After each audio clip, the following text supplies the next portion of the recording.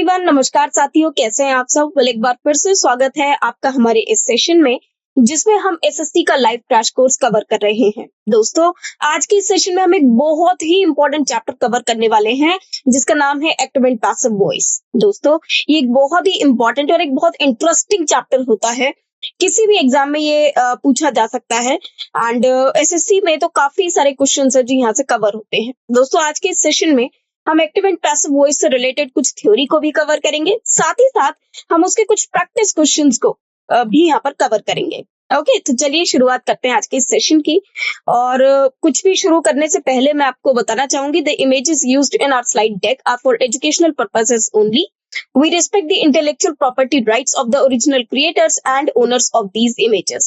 If you are the owner of any of the images used in this deck and have any concerns or issues, please contact us at sathi@iit.ac.in and we shall remove the images. Okay, well, ये तो हो गई disclaimer की बात। अब हम आ जाते हैं कंटेंट्स पे, मतलब आज के सेशन में हम क्या कुछ पढ़ने वाले हैं, तो आइए डालते हैं उस पे एक नजर। In this session, we will discuss introduction to voice. सबसे पहले हम वॉइस का इंट्रोडक्शन देखेंगे। हम वॉइस के बारे में समझेंगे कि वॉइस क्या होता है, किसको कहा जाता है। मोरओवर, हम लोग टाइप्स ऑफ वॉइस, जो वॉइस के कुछ टाइप्स हैं, उनको कवर करेंगे। एक्टिव वॉइस को हम लोग कवर करेंगे। फिर हम पैसिव वॉइस पढ़ेंगे कि एक्टिव वॉइस क्या होता है, पैसिव वॉइस क्या होता है, ये भी हम इस सेशन में यहाँ पर कवर करेंगे। उसके बाद हम ये जानेंगे कि एक्टिव वॉइस या पैसिव वॉइस के सेंटेंस को किस तरह से आइडेंटिफाई किया जाता है। मतलब यदि कोई सेंटेंस लिखा हुआ है तो मैं कैसे आइडेंटिफाई करूं कि वो सेंटेंस एक एक्टिव सेंटेंस है कि वो पैसिव वॉइस है ना। मतलब जो सेंटेंस लिखा हुआ है वो एक्टिव वॉइस में है या फिर वो पैसिव वॉइस में है। तो एक सेंटेंस को दो तरह से लिखा जा सकता है, या तो एक्टिव वॉइस के रूप में या तो पैसिव वॉइस के रूप में। तो वो भी हम यहाँ पर देखेंगे। ओके, एंड उसके बाद हम कन्वर्जन पढ़ेंगे active voice into passive voice. मतलब हम कुछ सेंटेंसेस को पढ़ेंगे कि कैसे कुछ सेंटेंसेस को एक्टिव वॉइस से पैसिव वॉइस में कन्वर्ट किया जाता है।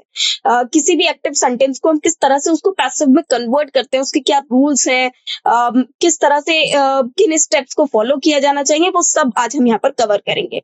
मोरओवर, हम कुछ टेबल्स पढ़ेंगे, एक रूल का टेबल पढ़ेंगे जिसमें रूल्स मेंशन्ड हैं कि किस तरह से एक एक्टिव सेंटेंस को पैसिव वॉइस में कन्वर्ट किया जाना चाहिए। उसके बाद हम कुछ active voice into passive voice, मतलब कुछ सेंटेंसेस को हम एक्टिव से वॉइस पैसिव वॉइस में कन्वर्ट करना भी सीखेंगे। उसके बाद हम कुछ प्रैक्टिस क्वेश्चंस को भी यहाँ पर डिस्कस करेंगे। ओके, तो चलिए शुरुआत करते हैं आज के सेशन की। सबसे पहले हम वॉइस का इंट्रोडक्शन देख लेते हैं। मतलब सबसे पहले हम ये जानेंगे कि वॉइस होता क्या है। Voice refers to the relationship between the participants in the event that is narrated and the event itself. Okay? कोई भी एक जो इवेंट हुआ हो और उसके बारे में जो बात बताई गई हो, या उस इवेंट को जिस तरह से नरेट किया गया हो, उसमें जो एलिमेंट्स हैं, मतलब जितने भी एलिमेंट्स हैं, उनके बीच का जो एक रिलेशनशिप है, that is called voice. Okay, it refers to the form of a verb.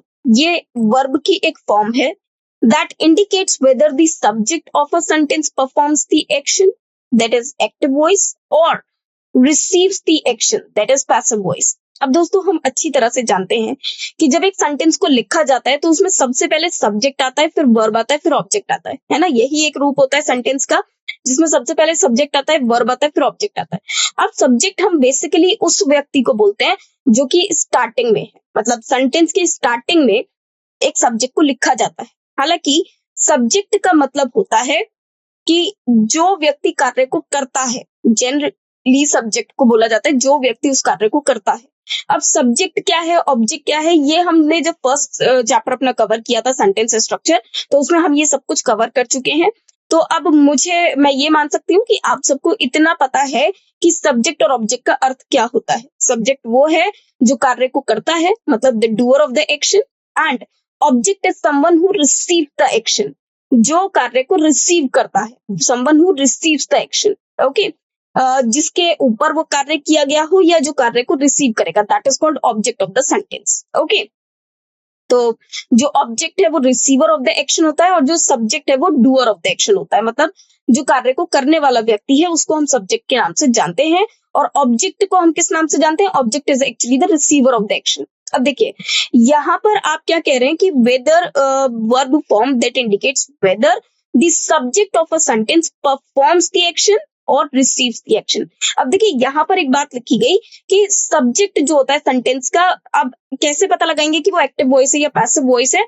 ये डिपेंड करता है इस बात पे कि जो सेंटेंस का सब्जेक्ट दिया हुआ है वो उस वक्त एक्शन को रिसीव कर रहा है या फिर एक्शन को कर रहा है। अब ऐसा क्यों कहा गया है उसके बारे में अभी हम थोड़ी देर में चर्चा करेंगे, लेकिन यहाँ मैं आपको एक हिंट दे दूं। सेंटेंस का सब्जेक्ट से यहाँ पर मतलब है कि जो सेंटेंस में लिखा हुआ फर्स्ट वर्ड या फिर नाउन फ्रेज है। ओके, फर्स्ट वर्ड या फिर फर्स्ट नाउन या नाउन फ्रेज है, ओके, या प्रोनाउन फ्रेज है, तो उसको यहाँ पर सब्जेक्ट फ्रेज बोला गया। ओके, अब यदि वो सेंटेंस में जो सब्जेक्ट लिखा हुआ है यदि वो एक्शन को रिसीव करता है, मतलब उसके ऊपर एक्शन किया गया है, तो वो हमारा हो जाएगा पैसिव वॉइस, अगर उसी ने एक्शन को रिसीव किया है। और यदि उस व्यक्ति ने कार्य को किया है तो वो एक्टिव वॉइस हो जाएगा। इसको कैसे पहचाना जाता है इसको अभी हम थोड़ी देर में समझेंगे। It is a grammatical category that affects the relationship between the subject, verb and the object in a sentence. एक ही बात को दो तरह से बोला जा सकता है, एक बार सब्जेक्ट को पहले रखा जा सकता है और एक बार ऑब्जेक्ट को पहले रखा जा सकता है। एक बार मैं फोकस सब्जेक्ट पे कर सकती हूँ और एक बार मैं ऑब्जेक्ट पर फोकस कर सकती हूँ। ओके, और इन दोनों के ही केस में हम ये बता सकते हैं कि ये सेंटेंस का सब्जेक्ट है, ये सेंटेंस एक्टिव वॉइस में है या फिर पैसिव वॉइस में है। फॉर एग्जाम्पल, यदि सेंटेंस एक बेसिक सेंटेंस है जिसमें subject plus verb plus object वाला स्ट्रक्चर आता है। अब ये सेंटेंस क्या है? The boy kicked the ball. अब इस सेंटेंस में यदि आप देखें तो ये जो बॉय है ये डूअर ऑफ द एक्शन है, और एक्शन क्या किया गया? किक्ड, है ना। और ये एक्शन किसने किया है? बॉय ने किया है ना। ये एक्शन किसके द्वारा किया गया? बॉय के द्वारा। अब बॉय क्या हो गया? डूअर ऑफ द एक्शन हो गया, और इसको हमने सबसे पहले लिखा है, मतलब ये हमारा सब्जेक्ट है। और सब्जेक्ट यहाँ पर जो कार्य किया गया वो क्या है? किक्ड। तो ये कार्य किसने किया? द बॉय ने किया। और मैंने आपको बताया कि यदि जो सब्जेक्ट है सेंटेंस का वो परफॉर्म करता है एक्शन को, तो वो सेंटेंस हमारा एक्टिव वॉइस होता है। मतलब ये जो सेंटेंस होगा ये हमारा एक्टिव वॉइस हो जाएगा। अब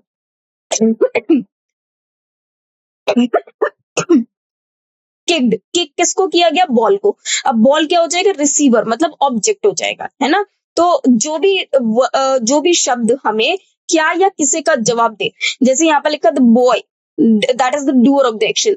बॉय ने किक किया, किसको किक किया? क्या किक किया? उसने बॉल को किक किया, तो बॉल यहाँ पर ऑब्जेक्ट हो जाती है जो कि रिसीवर ऑफ द एक्शन है। मोर ओवर ये हमें क्या का रिप्लाई कर रही है। ओके, दूसरा, जैसे ही हम कहते हैं बॉय ये एक रिसीवर ऑफ द एक्शन है, यदि मैं बॉल को पहले लिख दूं सेंटेंस में, सपोज कीजिए ये सेंटेंस कुछ इस तरह से होता, the ball was kicked by the boy. Okay, the ball was kicked by the boy. अब मैंने यहाँ पर इस सेंटेंस को जब बोला तो मैंने बॉल को पहले रखा, किक्ड को फिर लिखा, उसके बाद मैंने लिखा बाय द बॉय। सो यहाँ पर जो बॉल को जब मैंने पहले लिखा, और बॉल वो है जो किक को रिसीव कर रही है, ओके, जिस पे किक पड़ रही है, जैसे ये बॉल है और इस पे किक पड़ रही है, तो ये रिसीवर ऑफ द एक्शन है। और अगर मैंने बॉल को पहले लिख दिया सेंटेंस में, सब्जेक्ट से पहले लिख दिया, मतलब वो सेंटेंस हमारा पैसिव वॉइस का सेंटेंस हो जाएगा। इसको कैसे आइडेंटिफाई किया जाता है इसको अभी हम थोड़ी देर में फिर से चर्चा करेंगे। ओके, चलिए, अब there are two types of voices, one is active voice and another is passive voice.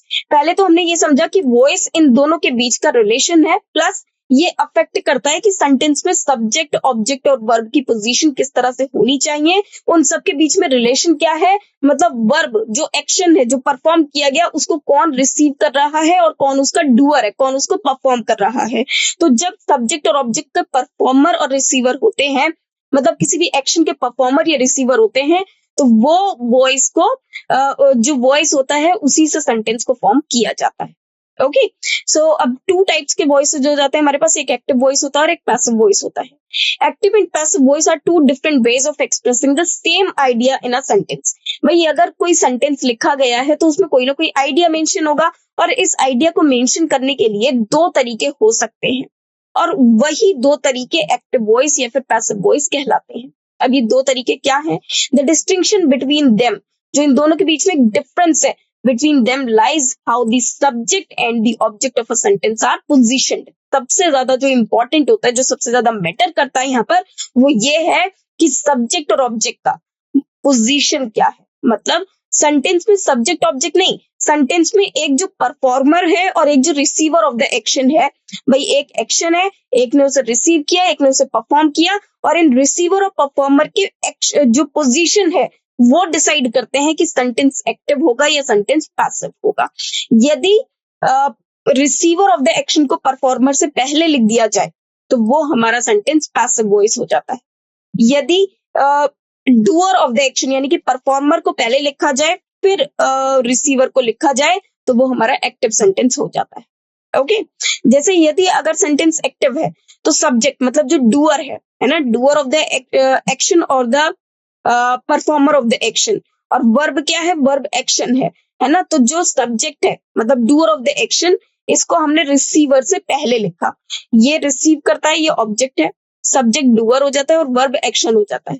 तो यदि मैंने सब्जेक्ट को पहले लिखा मतलब डूअर को पहले लिखा, यहाँ पर सब्जेक्ट ना कहकर मैं डूअर कहना चाहूंगी, यदि मैंने परफॉर्मर या फिर डूअर को पहले लिखा फिर वर्ब को लिखा और फिर रिसीवर को लिखा तो ये हमारा एक्टिव स्ट्रक्चर है। लेकिन यदि पहले सब्जेक्ट आ जाए, subject in the sense object on the subject place, अब देखिए यहाँ पर क्या लिखा है, ध्यान से पढ़िएगा, सब्जेक्ट, लेकिन ये सब्जेक्ट क्या है, ऑब्जेक्ट है जो कि सब्जेक्ट प्लेस पर लिखा गया है, मतलब इस बार हमने रिसीवर को उठाकर पहले लिख दिया। ओके, दैट इज रिसीवर, पहले हमने रिसीवर को लिखा और लास्ट में हमने सब्जेक्ट मींस एजेंट को लिखा। एजेंट इन द सेंस कि जो कार्य को करता है, जो डूअर है उसको एजेंट बोला जाता है, इसको हमने रिसीवर के बाद एक सेंटेंस में लिखा है। तो इस तरह का जो स्ट्रक्चर है वो हमारा पैसिव वॉइस हो जाएगा। ऑल्सो इस एजेंट को मैं प्रपोजिशन के थ्रू शो कर रही हूँ, प्रेजेंट कर रही हूँ, दैट इज वाई ये पैसिव वॉइस कहलाएगा। अब देखिए पैसिव वॉइस में हमारे पास और क्या होना जरूरी है, हमारे पास बी फॉर्म का होना जरूरी है, मतलब बी की कोई सी भी फॉर्म, बी के फॉर्म्स होते हैं is, are, am, was, were. Okay, इनको पढ़ेंगे हम अभी आगे, is, are, am, was, were, been, being, ये सब होते हैं। तो ये हमने बी की जो फॉर्म है उसको लिखा और उसके बाद हमने वर्ब की मतलब मेन वर्ब की थर्ड फॉर्म का प्रयोग किया। यदि हम सेंटेंस में ऑब्जेक्ट को सब्जेक्ट के प्लेस पर लिखते हैं मतलब रिसीवर को सबसे पहले लिखते हैं, उसके बाद हम बी की कोई सी भी फॉर्म लिखते हैं, उसके बाद हम मेन वर्ब की थर्ड फॉर्म का प्रयोग करते हैं, सिर्फ और सिर्फ मेन वर्ब की थर्ड फॉर्म और कुछ भी नहीं। और जो डूअर है, जो सब्जेक्ट ऑफ द सेंटेंस था या फिर जो डूअर ऑफ द एक्शन है या फिर जो परफॉर्मर ऑफ द एक्शन है, उसको हम एक प्रपोजिशन की सहायता से एक सेंटेंस में सबसे लास्ट में लिखते हैं। That type of structure is known as passive sentence. Okay, इस तरह का कोई भी सेंटेंस एक पैसिव सेंटेंस कहलाता है। ओके, चलिए अब आगे बढ़ते हैं। अब यहाँ पर हम लोग सबसे पहले एक्टिव वॉइस को इंट्रोड्यूस करेंगे। अभी तक हमने एक नॉर्मल समझा कि एक्टिव वॉइस पैसिव वॉइस होते क्या है, लेकिन अब हम यहाँ डिटेल में समझेंगे कि एक्टिव वॉइस क्या होता है। इन active voice the subject of the sentence performs the action, जो सब्जेक्ट है सेंटेंस का वो एक्शन को परफॉर्म करता है, and the sentence is formed in its basic structure, और जो सेंटेंस फॉर्म होता है वो उसके बेसिक स्ट्रक्चर में फॉर्म होता है, that is subject plus verb plus object. अब ये वर्ब हम जानते हैं अच्छी तरह से कि दो पार्ट में डिवाइडेड होता है, एक हेल्पिंग वर्ब और एक main verb. Examples, John built a house. अब इस सेंटेंस में जॉन सब्जेक्ट है, जॉन ने ही कार्य किया, क्या कार्य किया, बिल्ट किया, और क्या बिल्ट किया, एक हाउस बिल्ट किया। तो बिल्ट क्या का जवाब दे रहा है, सॉरी हाउस एक क्या का जवाब दे रहा है, मतलब ये एक ऑब्जेक्ट है और ये एक रिसीवर ऑफ द एक्शन है। कौन सा एक्शन रिसीव किया इसने, बिल्ट, बनाया गया, किसको बनाया गया, घर को बनाया गया। जॉन ने बनाया, क्या बनाया, एक घर बनाया। तो जो बना है वो क्या है, घर है, जिसने बनाया वो कौन है, जॉन है। ओके, सो जॉन ने घर बनवाया या जॉन ने एक घर बनाया, सो जॉन बिल्ट अ हाउस। तो जॉन ने इस कार्य को किया, क्या कार्य किया, बिल्ट किया, क्या बिल्ट किया, हाउस बिल्ट किया। तो हाउस यहाँ पर ऑब्जेक्ट हो जाता है और ऑब्जेक्ट बाद में आ रहा है, जो रिसीवर ऑफ द एक्शन है उसको बाद में लिखा है। सब्जेक्ट जो कि जॉन है मतलब जो परफॉर्मर ऑफ द एक्शन है उसको सेंटेंस के शुरू में लिखा है, जबकि बिल्ट एक्शन को बीच में लिखा हुआ है। और ये एक बेसिक स्ट्रक्चर है और यहाँ पर बिल्ट हमारा सेकेंड फॉर्म ऑफ वर्ब है। Okay, John is performing the action of the building the house. She, that is subject, writes, that is action or a verb, a letter, that is object. So she writes a letter. वो लिखती है, क्या लिखती है, वो एक letter लिखती है। ओके, वह लिखती है, तो यहाँ पर राइट्स वर्ब हो जाता है और वह क्या लिखती है, वह लेटर लिखती है। तो लिखावट किसने रिसीव की, लेटर ने। तो देखिए इसने लिखा तो परफॉर्मर तो ये लड़की हो गई, और क्या लिखा इसने, लेटर लिखा। लिखा किस पे गया, लेटर पे लिखा गया, है ना। तो ये जो एक्शन जिसने रिसीव किया वो इस लेटर ने किया, और जिसने किया ये कार्य वो कौन है, शी है। मतलब इस तरह का सेंटेंस एक एक्टिव सेंटेंस हो जाता है, क्योंकि एक व्यक्ति कार्य को कर रहा है, दूसरा कोई भी चीज उसको रिसीव कर रही है, that is called object of the sentence. Subject को पहले लिखा जाता है, ऑब्जेक्ट को बाद में लिखा जाता है।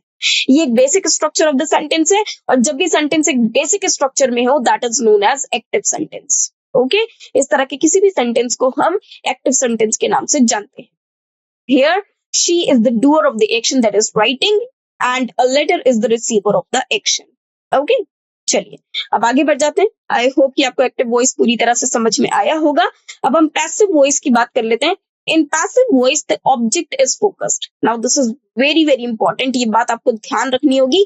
जो पैसिव वॉइस है उसमें ऑब्जेक्ट को फोकस किया जाता है। जनरली अगर हम कभी भी एक पैसिव वॉइस की बात करें, आप कहीं पर भी अगर हैं और आपको पैसिव वॉइस के बारे में पता लगाना है कि कौन सा सेंटेंस पैसिव वॉइस है, तो आप एक बात का ध्यान रखिए कि कोई भी एक ऐसा सेंटेंस जिसमें सबसे पहले ऑब्जेक्ट की बात की जाए, सब्जेक्ट से पहले जहां पर ऑब्जेक्ट की बात की जाए, जहां पर ऑब्जेक्ट पर फोकस किया जाए, या फिर सेंटेंस जब लिखा जाए तो उसमें सब्जेक्ट से पहले, इसका मतलब परफॉर्मर से पहले रिसीवर का नाम लिया जाए, तो वो सेंटेंस हो जाता है हमारा passive voice. Okay, where object is focused and comes prior to the verb as well as subject. और रिसीवर जो ऑब्जेक्ट है, जो रिसीवर ऑफ एक्शन है, यदि वो सेंटेंस में verb as well as subject से भी पहले आ जाए तो वो हो जाता है हमारा पैसिव वॉइस। जनरली न्यूज़पेपर्स की अगर हम बात करें तो वो पैसिव वॉइस में मोस्टली लिखे जाते हैं।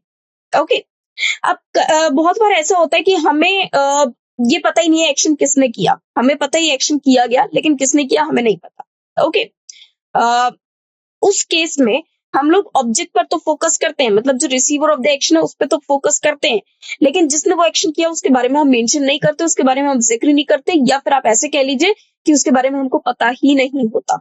तो इस तरह के जो सेंटेंस है वो पैसिव वॉइस कहलाते हैं। Okay, also the subject is shown with a preposition। और पैसिव वॉइस में जनरली जो सब्जेक्ट का मतलब है परफॉर्मर ऑफ द एक्शन। दोस्तों, सब्जेक्ट का मतलब ही होता है परफॉर्मर ऑफ द एक्शन। यदि कभी भी बात की जाए सब्जेक्ट की, तो subject doer of the action हो जाता है और object receiver of the action. तो कभी भी अगर बात की जाए, रिसीवर को पहले लिखा जाए या उस पर फोकस किया जाए, सब्जेक्ट के बारे में बात ही ना की जाए, और या फिर उसको जो सब्जेक्ट है उसको एक प्रपोजिशन के थ्रू दिखाया जाए सेंटेंस में, तो वो हमारा पैसिव वॉइस हो जाता है। Okay, now the sentence, the example is aeroplane was invented in 1903। अब देखिए, मैंने यहाँ पर नहीं बताया कि एरोप्लेन किसने इन्वेंट किया।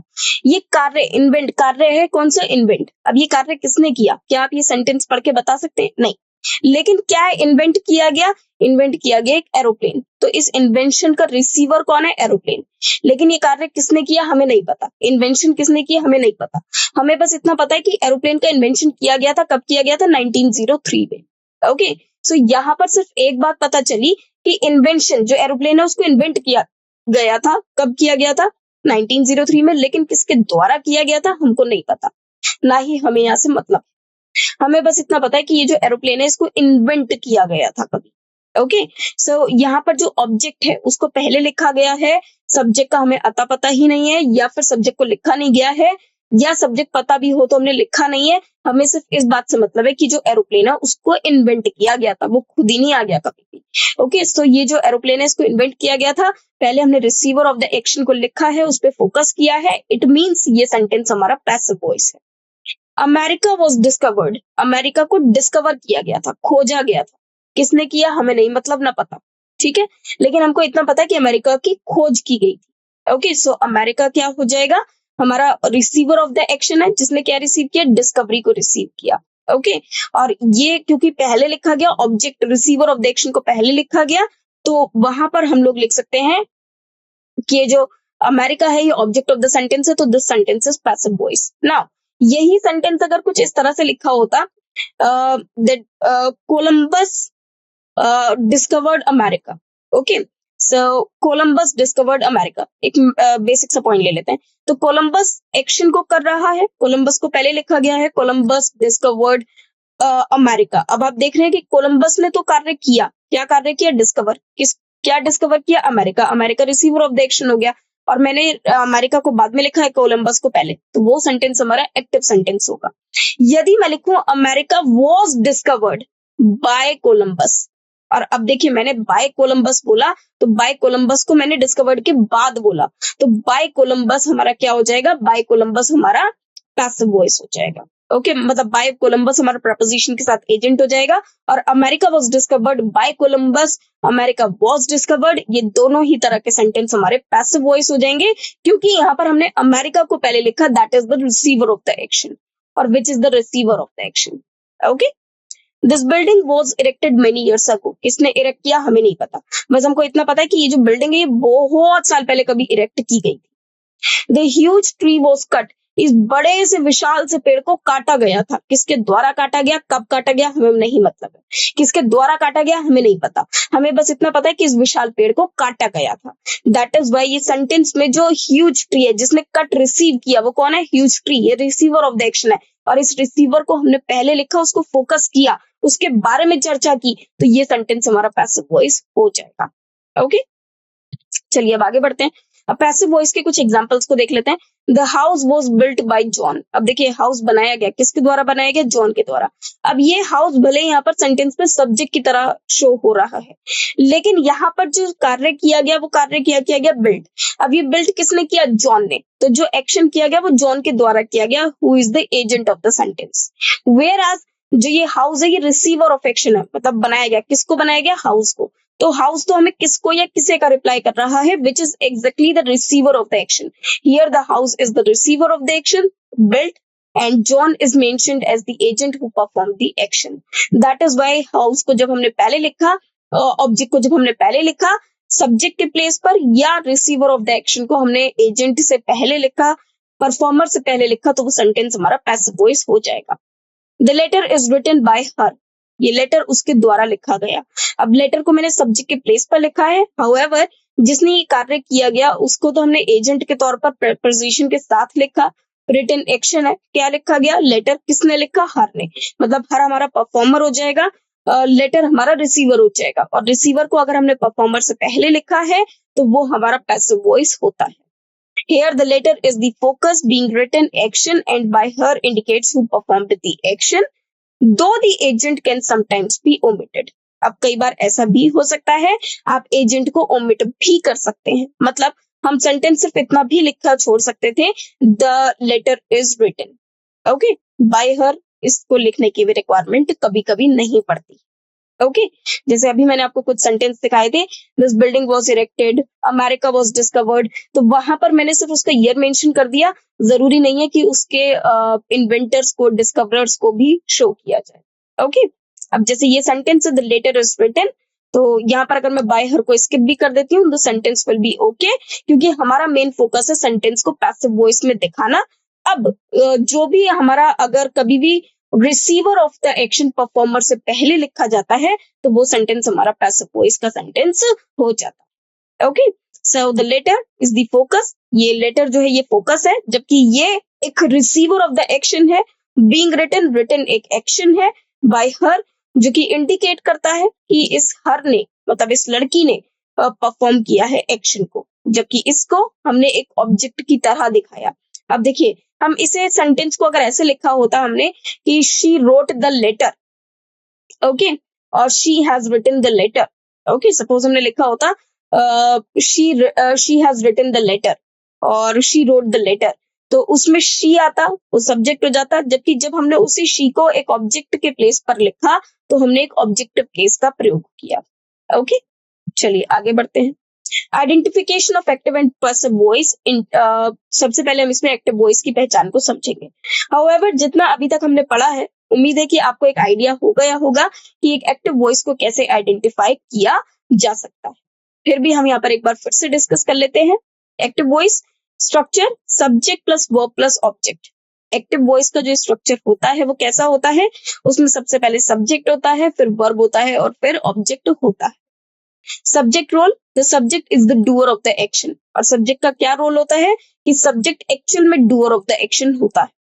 Example, the teacher that is the subject taught, this is the verb, the lesson, that is the object. Teacher ने पढ़ाया, क्या पढ़ाया? लेसन पढ़ाया।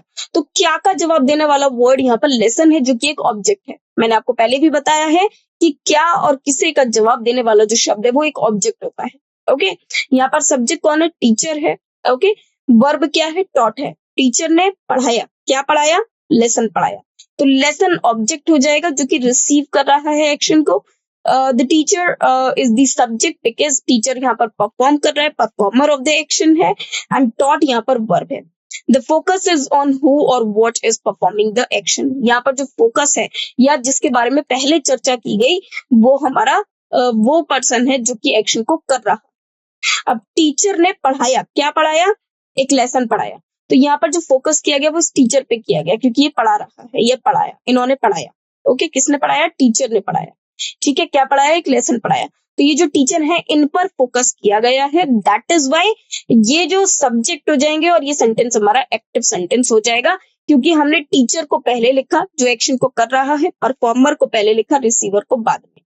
और जब परफॉर्मर को पहले लिखेंगे, रिसीवर को बाद में, तो वो सेंटेंस हमारा एक्टिव सेंटेंस कहलाएगा। ओके, चलिए अब इसी तरह से जान लेते हैं कि पैसिव वॉइस क्या होता है। देखिए, पैसिव वॉइस का स्ट्रक्चर रहता है, उसमें सबसे पहले हम सब्जेक्ट, नाउ इस सब्जेक्ट का मतलब है रिसीवर ऑफ द एक्शन। यहाँ पर सब्जेक्ट का मतलब सब्जेक्ट नहीं है, यहाँ पर सब्जेक्ट का मतलब है object on the subject place. Then form of be. Okay, हम बी की कोई सी भी फॉर्म लिखते हैं। बी की फॉर्म्स होती है is, are, am, was, were, has, have. इनको अभी हम बाद में पढ़ेंगे। फिर पास्ट पार्टिसिपल। पास्ट पार्टिसिपल का मतलब होता है वर्ब की थर्ड फॉर्म। एंड फिर उसके बाद हम बाय प्लस एजेंट, इसको लिख भी सकते हैं, नहीं। जो सबसे ज्यादा इंपॉर्टेंट है वो ये वाला पार्ट है, मतलब इसके बिना पैसिव वॉइस नहीं बनेगा। यदि आप एक एक्टिव सेंटेंस को पैसिव में कन्वर्ट करना चाहते हैं, ये मैंने आपको पहले भी बताया है, इससे पहले भी बताया है कि यदि एक सेंटेंस को एक्टिव से पैसिव में कन्वर्ट करना चाहते हैं तो जो सबसे ज्यादा जरूरी है वो क्या है? सबसे ज्यादा जरूरी है object on the subject place, then any form of be, that is, are, am, present in present tense, was, were in past tense, and be, been, these are the various forms जो कि हमारी third form होती है, या फिर मोडेल्स के बाद direct B लग सकता है। Okay, and the past participle that is verb third form और the third form of the main verb. इन तीन चीजों का होना जरूरी है एक सेंटेंस में, जिसके बिना पैसिव नहीं बनाया जा सकता। ओके, the subject is the receiver of the action. यहाँ पर सब्जेक्ट का मतलब क्या है? Receiver of the action. Object is written on the subject place. तो यहाँ पर जो सब्जेक्ट है उसका मतलब सब्जेक्ट से नहीं है, उसका मतलब है object is written on the subject place and this is the receiver of the action. The lesson was taught by the teacher. अब देखिए, द लेसन ये एक ऑब्जेक्ट है जिसको पहले लिखा गया, पढ़ाया गया। किसके द्वारा पढ़ाया गया? टीचर के द्वारा। तो जिसने ये कार्य किया उसको तो मैंने प्रपोजिशन के साथ ज्वाइन किया सबसे लास्ट में, जबकि जो पढ़ाया गया वो कौन है? लेसन, जिसको मैंने सबसे पहले लिखा, और जो कि रिसीवर है उसको मैंने पहले लिखा। और वॉज टॉट, यहाँ पर वॉज बी की फॉर्म आ गई और टॉट हमारा पास्ट पार्टिसिपल मतलब मेन वर्ब, टीच की थर्ड फॉर्म आ गया। टीच की थर्ड फॉर्म टॉट हो जाती है। Okay, often passive sentences include the word by followed by the agent or the doer of the action. However, sometimes the agent is omitted. हालांकि कई बार इस agent को omit भी कर दिया जाता है, making the doer of the action unknown और अनइम्पोर्टेंट, जिसमें हम ये जाहिर करते हैं कि यहाँ पर ऑब्जेक्ट को फोकस दिया जाना चाहिए, रिसीवर को फोकस किया जाना चाहिए। ऑब्जेक्ट सब्जेक्ट जो कि परफॉर्मर ऑफ द एक्शन है वो लिखा हो ना लिखा हो उससे कोई फर्क नहीं पड़ता। जैसे मान लीजिए ये लेसन है, इसको पढ़ा दिया गया है, ओके, और ये टीचर के द्वारा पढ़ाया गया, तो ये लेसन पढ़ा दिया गया है। जो मेन पॉइंट है वो क्या है? लेसन का पढ़ाया होना। ओके, अब किसके द्वारा पढ़ाया गया? टीचर, ऑब्वियसली टीचर ही पढ़ाएगा। तो उसको उनको लिखना या मेंशन करना जरूरी नहीं है, जरूरी ये है कि ये चैप्टर को पढ़ा दिया जा चुका है। ओके, कोई डाउट यहाँ तक? चलिए आगे बढ़ जाते हैं, नेक्स्ट पर आ जाते हैं, identification of active and passive voice. अब इसके कुछ स्टेप्स होते हैं कि हम कैसे आइडेंटिफाई कर सकते हैं कि सेंटेंस एक्टिव में है या पैसिव में। इसको आइडेंटिफाई करने के लिए हमारे पास जो सबसे फर्स्ट स्टेप होता है वो क्या है? Locate the main verb. सबसे पहले मेन वर्ब को लोकेट करो। First identify the main verb in the sentence. सबसे पहले सेंटेंस जो भी लिखा होगा उसमें देखो मेन वर्ब क्या है। Find the doer of the action, और ये देखो कि उस एक्शन को किसने किया है। Determine who is performing the action, और ये डिटरमाइन करो कि वो एक्शन किसके द्वारा किया जा रहा है। जैसे दे आर लाफिंग, वह हंस रहे हैं। अब यहाँ पर कार्य क्या किया गया, लाफिंग, और ये कार्य कौन कर रहा है, दे, है ना।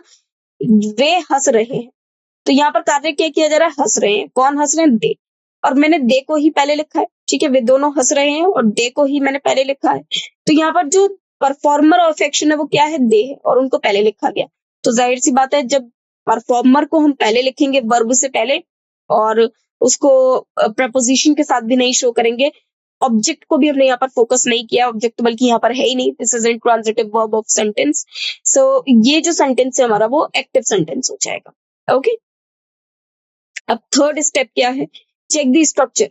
If the subject is the doer of the action and there is no form of be followed by the past participle, यदि जो सेंटेंस का जो सब्जेक्ट है वही डूअर ऑफ एक्शन है, उसके बाद बी की कोई सी भी फॉर्म लिखी गई है, लेकिन बी की किसी भी फॉर्म के बाद, चाहे वो इज आर एम हो या हो सकता है ना भी हो, लेकिन उसके बाद कोई भी पास्ट पार्टिसिपल नहीं है, और या फिर बी की फॉर्म ही नहीं। सपोज कीजिए सेंटेंस में सब्जेक्ट है लेकिन बी की फॉर्म नहीं है, या फिर सब्जेक्ट है, बी की फॉर्म भी है, और बी के बाद वर्ब की आईएनजी फॉर्म है, थर्ड फॉर्म नहीं है, उसके बाद ऑब्जेक्ट है, तो ये सेंटेंस हमारा एक्टिव सेंटेंस हो जाएगा। तो इस तरह के सेंटेंस को हम एक्टिव सेंटेंस बोलेंगे। As you can see over here, it is likely to be in active voice if the subject is the receiver of the action. लेकिन अगर सब्जेक्ट को, मतलब जो अभी नाउन या नाउन फ्रेज या प्रोनाउन सब्जेक्ट के प्लेस पर लिखा गया है वो रिसीवर ऑफ द एक्शन होगा, and there is form of to be, और वहां पर टू बी की फॉर्म भी है, followed by a past participle. Past participle मतलब आपको कभी भी बी के बाद वर्ब की थर्ड फॉर्म मिल जाती है। पास्ट पार्टिसिपल मींस वर्ब की third form. It is likely to be in passive voice, तो वो हमारा पैसिव वॉइस में सेंटेंस होगा। मतलब यदि सब्जेक्ट के बाद बी की फॉर्म है और वर्ब की थर्ड फॉर्म, फिर बाय ऑब्जेक्ट एजेंट, ओके, सो ये जो सेंटेंस है हमारा ये पैसिव वॉइस में हो जाएगा ना। Fourth, look bye phrase. अगर किसी में भी बाय फ्रेज का प्रयोग किया गया है परफॉर्मर ऑफ द एक्शन को शो करने के लिए, तो वो भी हमारा पैसिव वॉइस होता है। If the sentence has a by phrase, it often but not always indicates a passive voice where the agent performing the action is mentioned. Subject plus be plus verb third form plus by plus object plus agent. Or this object is actually the agent or the performer of the action which is shown after the preposition by. Okay? चलिए आगे बढ़ते हैं। Identification of active voice, इसके कुछ examples देख लेते हैं active and passive voice के।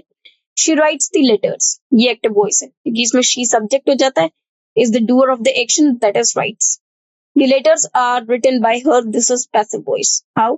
Because the letters which is actually the subject of the sentence, this receives the action, ये एक्शन को रिसीव कर रहे हैं। The doer of the action her is mentioned after by, which is a preposition. इसलिए ये sentence, जो second sentence है ये पैसिव वॉइस है, जबकि फर्स्ट सेंटेंस एक्टिव वॉइस है। द मूवी वाज वॉच्ड, अब क्या कार्य किया गया, मूवी देखी गई, किसके द्वारा देखी गई हमें नहीं पता, किसने देखी हमें नहीं पता, लेकिन क्या देखा गया, मूवी। ओके, तो ये जो वॉच्ड एक्शन है ये रिसीव किसने किया, मूवी ने, तो मूवी हमारा actually the receiver of the action है, so this is passive voice। Movie ने नहीं देखा है, मूवी को देखा गया है। Okay, here the subject, the movie receives the action. Notice there is no mention of who watched the movie. Okay, they watched the movie। अब इस सेंटेंस में सेंटेंस एक्टिव वॉइस होगा, क्यों? क्योंकि दे जो कि मूवी को जिन्होंने देखा, और दे वॉच द मूवी जिसने मूवी देखी है, जो मूवी देखता है, उनका जिक्र पहले किया गया, और जो रिसीवर ऑफ द एक्शन है दैट इज मूवी, इसका जिक्र बाद में किया गया, जबकि डूअर ऑफ द एक्शन को वर्ब से पहले लिखा गया। ओके, और ये एक बिल्कुल बेसिक स्ट्रक्चर वाला सेंटेंस बना है, तो ये एक्टिव वॉइस है। हिंदी में भी यदि हम बात करें तो आप सेंटेंस को इजीली आइडेंटिफाई कर सकते हैं कि वो सेंटेंस एक्टिव है या पैसिव है। डिपेंड करता है कि आपने पहले रिसीवर का नाम लिया है या आपने पहले परफॉर्मर का नाम लिया, तो उससे आप इजीली बता सकते हैं कि ये सेंटेंस एक्टिव में है या पैसिव में है। उन्होंने मूवी देखी, तो ये एक एक्टिव सेंटेंस है क्योंकि उन्होंने देखी, किसने देखी, उन्होंने, तो उन्होंने सब्जेक्ट हो गया, देखी वर्ब हो गया, क्या देखी, मूवी देखी, तो मूवी ऑब्जेक्ट हो गया, तो subject plus verb plus object वाला स्ट्रक्चर है। अगर मैं आपसे कहूं कि मूवी को देखा गया, ओके, अब क्या देखा गया, मूवी, मूवी को पहले लिखा, देखा गया क्या, किसको देखा गया, मूवी को, मूवी को देखा गया, किसके द्वारा हमें नहीं पता, हमें नहीं मतलब, हमें बस इतना पता है कि मूवी को देखा गया है। ओके, सो मूवी देखी गई है और मूवी हमारा ऑब्जेक्ट है जो कि पहले लिखा जा रहा है, जो कि रिसीवर ऑफ द एक्शन है, दैट इज व्हाई वो सेंटेंस हमारा पैसिव सेंटेंस हो जाएगा। ओके, चलिए आगे बढ़ते हैं। Steps to convert. अब हम यहाँ पर कुछ कन्वर्जन के मतलब एक्टिव वॉइस को किस तरह से पैसिव वॉइस में कन्वर्ट किया जाए, इसके कुछ स्टेप्स को यहाँ पर समझेंगे। Identify the subject, verb and object. In an active sentence, typically the structure is subject plus verb plus object. Okay, so एक active sentence में हमारे पास एक basic सा structure होता है, that is subject plus verb plus object. For example, the chef cooked the meal. अब इसमें chef subject है, cooked verb है, and the meal is the object of the sentence. Okay, so ये हमारा एक active sentence है. Okay, अब आपको करना क्या है, नेक्स्ट स्टेप है swap the subject with object, मतलब सब्जेक्ट एंड ऑब्जेक्ट की पोजीशन को स्वैप करना है, एक दूसरे से चेंज करना है। For the passive voice the object of the active sentence becomes the subject. जब हम एक पैसिव वॉइस को सब एक्टिव वॉइस में एक्टिव वॉइस को पैसिव वॉइस में चेंज करते हैं, तो जो ऑब्जेक्ट और सब्जेक्ट की पोजीशन है वो आपस में इंटरचेंज हो जाती है। For example, the meal now becomes the subject. जो मील है अब वो सेंटेंस का सब्जेक्ट हो जाएगा। ओके, फॉर एग्जाम्पल, ये जो सेंटेंस लिखा है the chef cooked the meal, तो अब ये जो मील है इसको हम कहां पर ले आएंगे, सब्जेक्ट के प्लेस पर ले आएंगे। Okay, the meal was cooked by the chef. Okay, now the verb in the passive voice third है use an appropriate form of to be. Be की एप्रोप्रिएट फॉर्म का प्रयोग करना है, मतलब यदि बी प्रेजेंट टेंस में है तो आप इज आर एम का प्रयोग करेंगे, पास्ट में है तो वॉज या फिर वर का प्रयोग करेंगे। ओके, सो जो फॉर्म्स ऑफ बी होती हैं वो क्या होती हैं, is formed by using an appropriate form of to be, that is are am, was were, be being and been. So अगर बात कर रहे हैं हम प्रेजेंट टेंस की, तो प्रेजेंट टेंस में हमें इज आर एम का प्रयोग करना है, पास्ट में वॉज और वर का प्रयोग करना है, और ये जो बी है जब मोडेल्स का प्रयोग किया जाता है, क्योंकि मोडेल के बाद वर्ब की फर्स्ट फॉर्म आती है, इसलिए वहां पर will be, shall be, as it is आ जाता है। साथ में बीइंग, बीइंग एक आईएनजी फॉर्म ऑफ बी है जो कि कंटिन्यूअस टेंस में प्रयोग होती है, उसको कैसे करते हैं उनको भी हम आगे चर्चा करेंगे। बीन वर्ब की थर्ड फॉर्म है, बी की थर्ड फॉर्म है, जिसका हम हैज, हैव या हैड के साथ प्रयोग करते हैं, मतलब जब परफेक्ट टेंस का सेंटेंस होता है तब हम इनका प्रयोग करते हैं।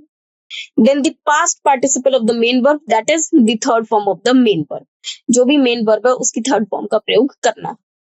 In our example, cooked is the main verb. हमारे एग्जाम्पल में जो cooked है वो main verb है, और उसका जो past participle होगा वो भी cooked ही होगा, मतलब cooked की थर्ड फॉर्म cooked ही रहेगी। आप ऐसा कह सकते हैं cook, cooked, cooked, second form भी cooked होती है और थर्ड फॉर्म भी cooked ही होती है। Okay, now the fourth step is at the past participle of the verb. अब हमें past participle of the verb को ऐड करना है, तो क्योंकि कुक की पास्ट पार्टिसिपल भी कुक्ड ही रहने वाला है, तो अब हम यहाँ पर इस सेंटेंस में कुक्ड को ऐड करेंगे। Include the original subject. अब जो भी ओरिजिनल सब्जेक्ट, मतलब जो पहले सेंटेंस का सब्जेक्ट था, अब उसको हमें एजेंट बनाकर प्रयोग करना है, और एजेंट को हम लोग एक प्रपोजिशन बाय से ज्वाइन करेंगे। You can add the original subject using by to indicate who performed the action. Although this step is optional, sometimes the agent is omitted in passive sentence. कई बार ऐसा भी होता है कि ये स्टेप जो है वो ऑप्शनल है, मतलब आप इसको स्किप भी कर सकते हैं। इसका मतलब जो फर्स्ट 3 स्टेप्स हैं, they are the most important steps. Now, not first 3 but first 4 steps are the most important steps, जिसमें सबसे पहले हमें सब्जेक्ट ऑब्जेक्ट को आइडेंटिफाई करना है, मेन वर्ब को आइडेंटिफाई करना है, सब्जेक्ट ऑब्जेक्ट की पोजीशन को इंटरचेंज करना है, बी की किसी भी फॉर्म का प्रयोग करना है, और जो भी मेन वर्ब होगी उसकी थर्ड फॉर्म का प्रयोग करना है। ये करना अति आवश्यक है। जो फिफ्थ वाला पार्ट है इसको आप स्किप भी कर सकते हैं। एजेंट इज अननोन और नॉट इम्पोर्टेंट। और एग्जाम्पल बिकम्स, जो हमारा सेंटेंस था अब उसी को जब हम पैसिव में कन्वर्ट कर देंगे तो वो बन जाएगा the meal was cooked by the chef. हमारा सेंटेंस था the chef cooked the meal, अब इसकी जगह हो जाएगा the meal was cooked by the chef. Okay, चलिए अब आगे बढ़ जाते हैं नेक्स्ट सेंटेंस पे। कुछ और एग्जांपल्स देख लेते हैं। शी राइट्स अ लेटर, ये एक एक्टिव वॉइस है, इसका पैसिव क्या हो जाएगा भाई, अ लेटर को आप पहले सब्जेक्ट से ऑब्जेक्ट से सब्जेक्ट की प्लेस पर ले आएंगे। अ लेटर, राइट्स मतलब प्रेजेंट टेंस की बात हो रही है, और प्रेजेंट टेंस में बी की फॉर्म होती है इज आर एम। अब अ लेटर तो सिंगुलर है तो हम जाहिर सी बात है इज का प्रयोग करेंगे। A letter is written by her. Same way they have completed the project. अब जब इसको चेंज करेंगे तो प्रोजेक्ट पहले आ जाएगा, the project has been completed by them. Okay, they का देम हो जाएगा। जब हम ऑब्जेक्ट को या सब्जेक्ट को ऑब्जेक्ट के प्लेस पर लेकर जाएंगे तो आपको इस बात का भी ध्यान रखना होगा कि ऑब्जेक्ट को हम हमेशा ऑब्जेक्टिव केस में ही लिखते हैं। ओके, चलिए अब आगे बढ़ जाते हैं। The manager will review the report. अब सबसे पहले द रिपोर्ट आ जाएगी, will be reviewed by the manager. अब विल एक मॉडल है, जहां पर मॉडल से उनको एज इट इज मेंशन करना है। कभी भी जो एक्चुअल में टेंसेस की रिक्वायरमेंट होती है उनको हम कभी भी चेंज नहीं कर सकते, उन पे कोई असर नहीं होगा। जब फ्यूचर है तो वो इमेजिनरी सिचुएशंस को लेकर आता है, दैट इज वाई हमें उसमें मॉडल्स का प्रयोग करना जरूरी होता है।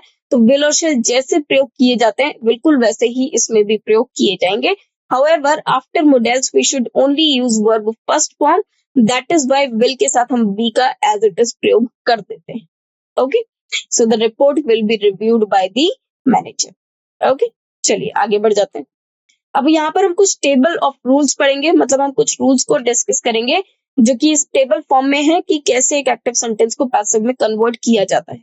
तो वर्ब की जो भी बेस फॉर्म रहेगी फर्स्ट फॉर्म, इसमें जब हम इसको पैसिव में चेंज करेंगे तो इज आर एम आ जाएगा प्लस वर्ब की थर्ड फॉर्म या पास्ट पार्टिसिपल।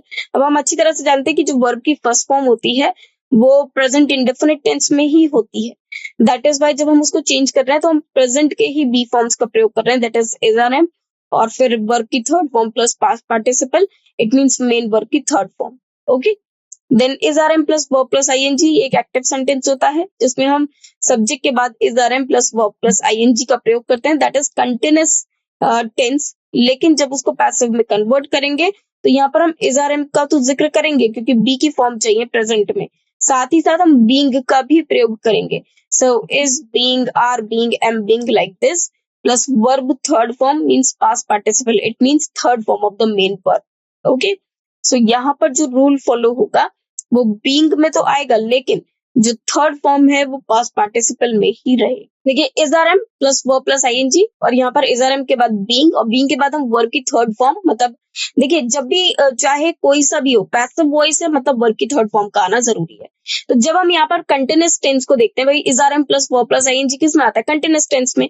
जब हम उसको पैसिव में तब्दील करते हैं या चेंज करते हैं तो इज आर एम के बाद हम लोग बीइंग का प्रयोग करेंगे। ओके, क्योंकि हमें आईएनजी फॉर्म भी चाहिए कंटिन्यूअस की कंडीशन को पूरा करने के लिए, और उसके बाद हम वर्ब की थर्ड फॉर्म, इसका मतलब वर्ब की पास्ट पार्टिसिपल का प्रयोग करेंगे। यहाँ पर आप पास्ट पार्टिसिपल ना बोलकर इसको वर्ब की थर्ड फॉर्म भी बोल सकते हैं।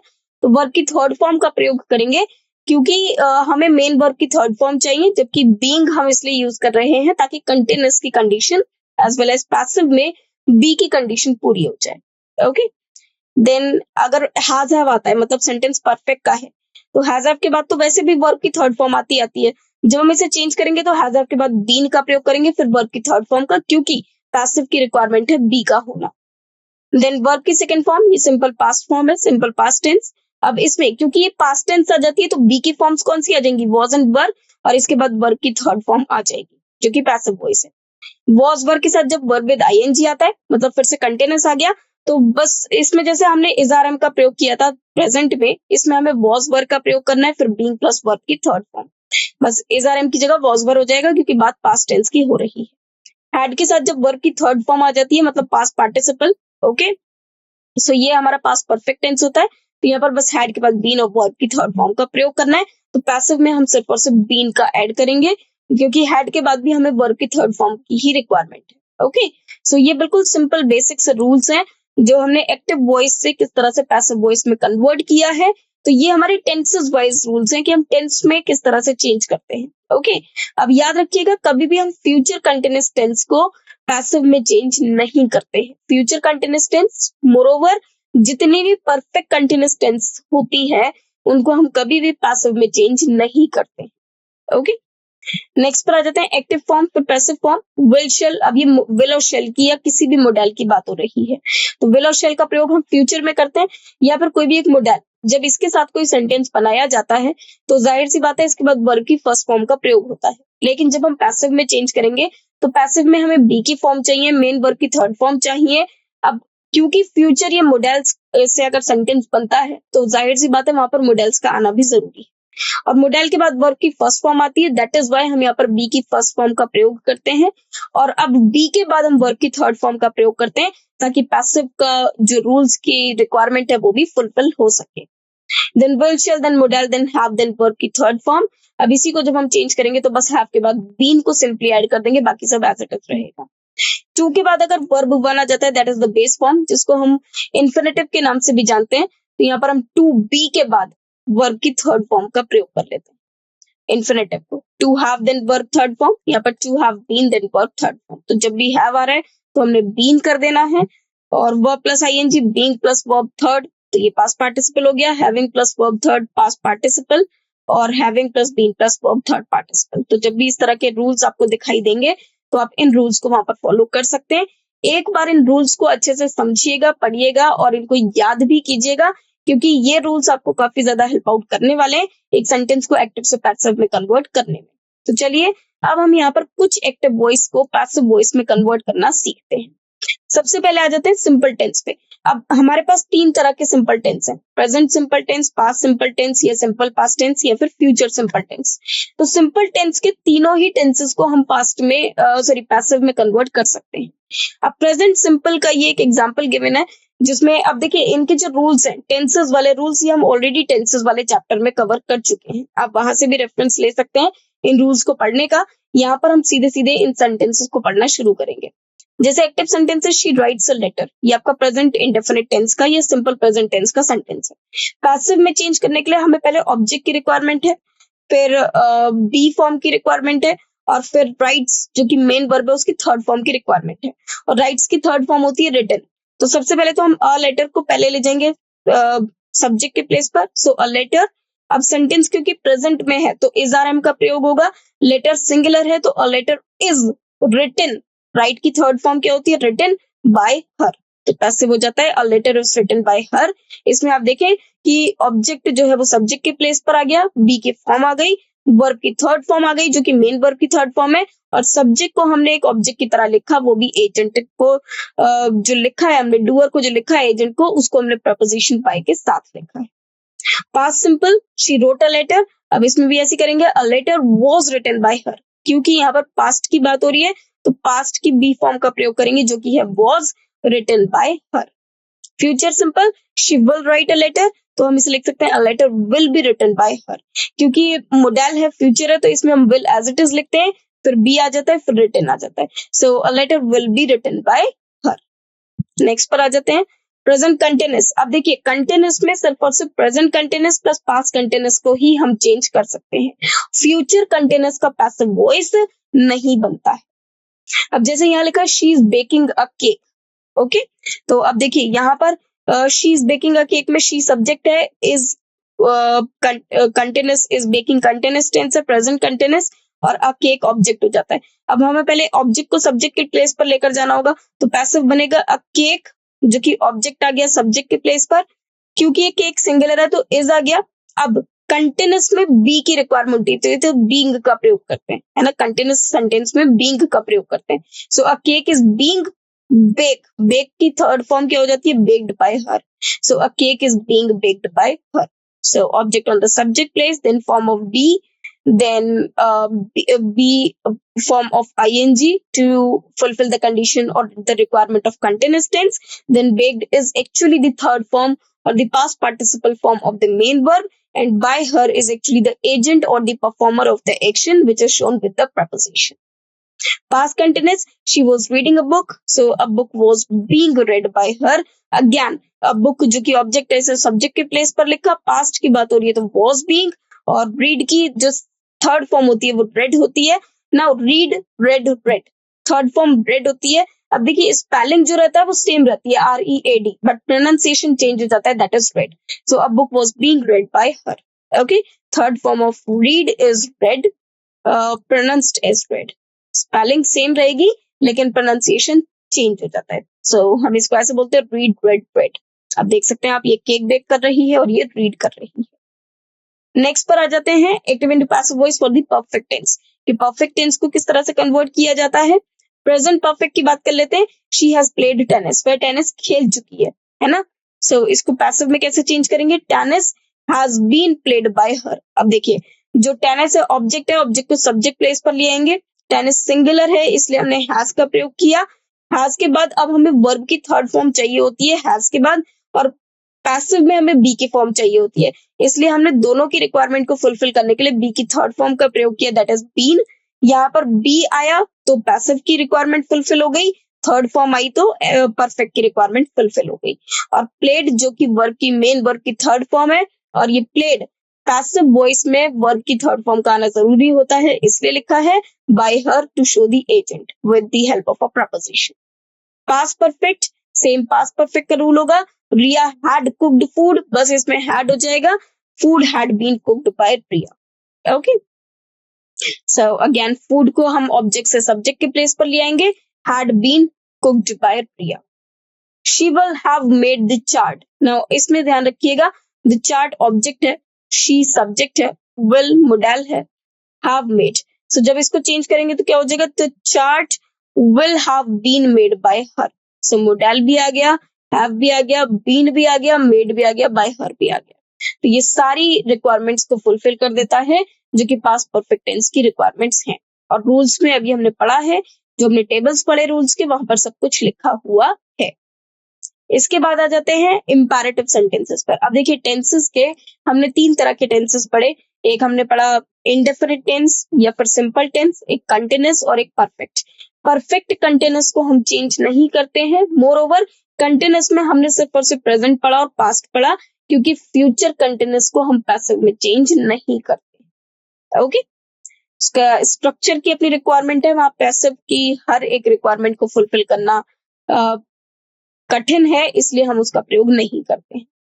Now active voice into passive voice. अब हम इंपैरेटिव सेंटेंसेस के कन्वर्जन को सीखेंगे कि इंपैरेटिव सेंटेंसेस को हम कैसे एक्टिव से पैसिव में कन्वर्ट करते हैं।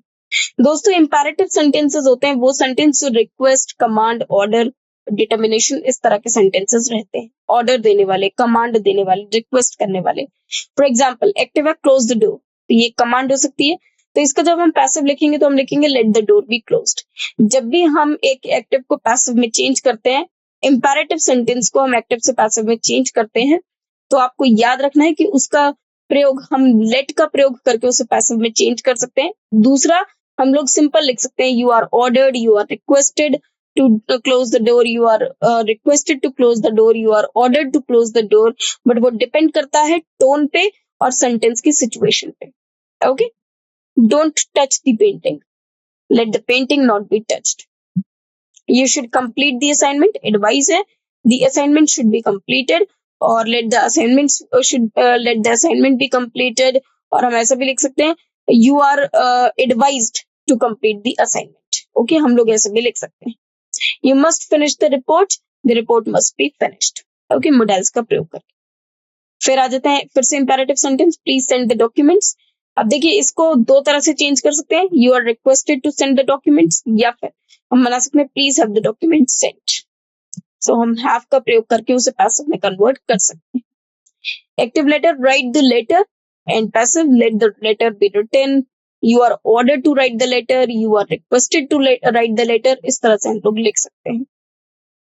Active, get the work done, passive, let the work be done। Okay, और you are ordered to get the work done। Okay, now अब हम डबल ऑब्जेक्ट वाले सेंटेंस को देखेंगे। अभी तक हमने सिंपल टेंस बेस्ड सेंटेंसेस को देखा, फिर हमने इंपैरेटिव सेंटेंसेस को देखा, अब हम उन सेंटेंसेस का पैसिव में कन्वर्जन सीखेंगे जिसमें कि डबल ऑब्जेक्ट होता है। Okay, when we convert sentences with double objects into passive voice, we have two main options for the conversion। Double objects मतलब जब सेंटेंस में direct object plus indirect object दोनों हो, तो हमारे पास चॉइस होती है कि हम सेंटेंस को जब चेंज करें तो चाहे तो हम डायरेक्ट ऑब्जेक्ट को फोकस करके कर सकते हैं, चाहे तो हम इनडायरेक्ट ऑब्जेक्ट, मतलब एक ऑब्जेक्ट को आप एक सेंटेंस में सब्जेक्ट बना लीजिए और उसी के थ्रू आप सेंटेंस को पैसिव में चेंज कर सकते हैं, making either the direct object or the indirect object of the subject of the passive sentence.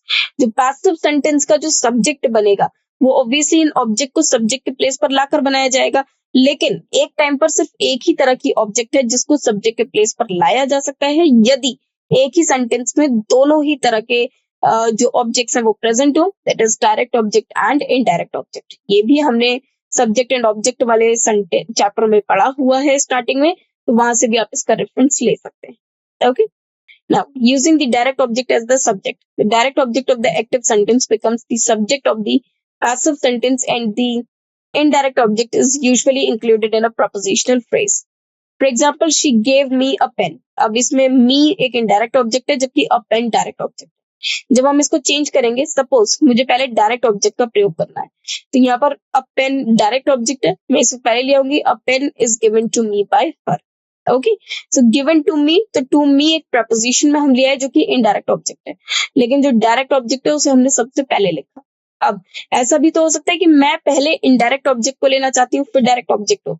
Using the indirect object as the subject, the indirect object becomes the subject of the passive sentence and the direct object is usually included in the sentence. For example, she gave me a pen. So इसको हम change कर सकते हैं, I was given a pen by her. Okay, so I was given, अब यहाँ पर I क्या है, me का जो subjective case होता है वो I होता है, तो मैंने subjective case को पहले लिखा, I was given a pen by her. Okay, चलिए आ जाते हैं नेक्स्ट पे, कुछ और एग्जांपल्स देख लेते हैं। She gave him a book. Using direct object as subject, a book was given to him, and using the indirect object as the subject, he was given a book by her. Okay, तो मैंने बारी बारी से आपको दोनों बताए कि यदि हमें सेंटेंस में डायरेक्ट ऑब्जेक्ट को सब्जेक्ट बनाना हो या फिर इनडायरेक्ट ऑब्जेक्ट को, तो बस आपको सिर्फ और सिर्फ उनके अकॉर्डिंग ही अपने सेंटेंस के फेस को चेंज करना होगा। बाकी आपका जो रूल है वो वही रहेगा, सबसे पहले object on the subject place, then form of be and then verb की थर्ड फॉर्म। बस यही स्टेप आपको हर बार फॉलो करने हैं, and this will become very very easy for all of you to show to follow the rules of active and passive voice, to use the active to solve the questions of active and passive voice into the sentences, okay, or in the exams. Now they sent her a letter. Using direct object as the subject, a letter was sent to her, or using indirect object as the subject, she was sent a letter. Okay, उसको एक letter दिया गया by them, ये लिख भी सकते हैं और नहीं भी, ऑप्शनल है। Now the manager showed the employees the new policy. Now using direct object, the new policy was shown to me by the employees, was shown to the employees, or the employees were shown the new policy by the manager. Okay, now फिर से कुछ sentences पढ़ लेते हैं। The teacher explained the lesson to the students. अब हम direct object as subject use करेंगे तो हो जाएगा the lesson was explained to the students, और next हो जाएगा using indirect object as a subject, the students were explained the lesson. Okay, so by the teacher, this implies that she has done the same. Okay, next पर आ जाते हैं। अब यहाँ पर हम इन्फिनेटिव से रिलेटेड सेंटेंसेस को डिस्कस करेंगे। Now converting active sentences that contain infinitives into passive voice involves a few specific steps. अगर हम एक एक्टिव सेंटेंस को पैसिव में कन्वर्ट करना चाहते हैं, उन सेंटेंसेस को जिसमें इन्फिनेटिव्स होते हैं, इन्फिनेटिव वो वर्ब्स होती हैं जिसमें बेस फॉर्म ऑफ वर्ब, मतलब फर्स्ट फॉर्म ऑफ वर्ब से पहले टू को लिखा जाता है, जैसे to plus verb one. Okay, so उनमें कुछ स्टेप्स इन्वॉल्व होते हैं उनको कन्वर्ट करने में, वो क्या होते हैं आइए देखते हैं। Infinitives are verbs in their base forms preceded by to, example, to eat, to read. When transforming these sentences, जब इन sentences को change किया जाता है, the key is to maintain the meaning while changing the sentence structure. Conversion process क्या होता है? Identify the main verb, इसमें भी आपको सबसे पहले main verb को पहचानना होगा, and the infinitive in the sentence, और sentence में जो infinitive है उसको भी पहचानना होगा, मतलब दोनों को पहचानना होगा, infinitive को भी as well as main verb को भी। जो सेंटेंस है उसमें एक मेन वर्ब होगा और एक इन्फिनेटिव, दोनों को ही आपको आइडेंटिफाई करना होगा। Determine the object of the infinitive, और जो इन्फिनेटिव का ऑब्जेक्ट है वो भी आपको जानना होगा। This will often become the subject of the passive sentence, और ये पैसिव वॉइस का सब्जेक्ट बन जाता है। Construct the passive voice using an appropriate form of the verb to be and the past participle. Include the original subject if necessary in a prepositional phrase, और rephrase the sentence as needed. आइए कुछ examples के साथ देखते हैं। जैसा sentence है, she wants to finish the project. Okay, so wants एक verb है, to finish एक infinitive हो जाएगा। Okay, so the project, she wants to finish the project. So the project is wanted. अब देखिए, जो ये want से ये verb हो गया, to finish infinitive है, और the project ये क्या हो जाता है हमारा, ये हमारा object of the infinitive। Okay, अब इसी को हम सब्जेक्ट बना लेंगे पैसिव वॉइस का। द प्रोजेक्ट इज, क्योंकि यहाँ पर वॉन्ट्स मतलब प्रेजेंट की बात हो रही है, और क्योंकि प्रेजेंट की बात हो रही है तो हम जाहिर सी बात है पहले बी फॉर्म का प्रयोग करेंगे, और बी की प्रेजेंट फॉर्म होती है इज आर एम, प्रोजेक्ट के साथ हम लोग इज का प्रयोग करेंगे। सपोज यहाँ पर आई होता तो एम का प्रयोग करते, द प्रोजेक्ट्स होता तो आर का प्रयोग करते। तो the project is wanted to be finished. Okay, wants main verb है, मेन वर्ब की थर्ड फॉर्म क्या होती है, वांटेड। ओके, अब टू फिनिश जो इन्फिनेटिव होता है उसमें हमने पढ़ा है रूल्स में कि जो जैसे यहाँ पर हमने रूल्स में पढ़ा था, अब देख लीजिए यहाँ पर टेबल में एक बार चेक कर लेते हैं। यहाँ पर हमने रूल्स में पढ़ा है इसको कि जो जैसे यहाँ पर लिखा हुआ है हमारे पास, देखिए let me show you this one. 2 plus verb 1, this is base form infinitive, so to be verb की third form, ये हमको यूज करना। ओके, सो यही रूल हम यहाँ पर फॉलो करेंगे। ओके, इन्फिनेटिव में भी, और किस तरह से फॉलो करेंगे, to be finished by her, they need to clean the house needs to be cleaned by them, he asked her to prepare the meal, she was asked to prepare the meal by him। देखिए, अब they need to clean the house, इसको हम ऐसे भी लिख सकते हैं, the house needs to be cleaned.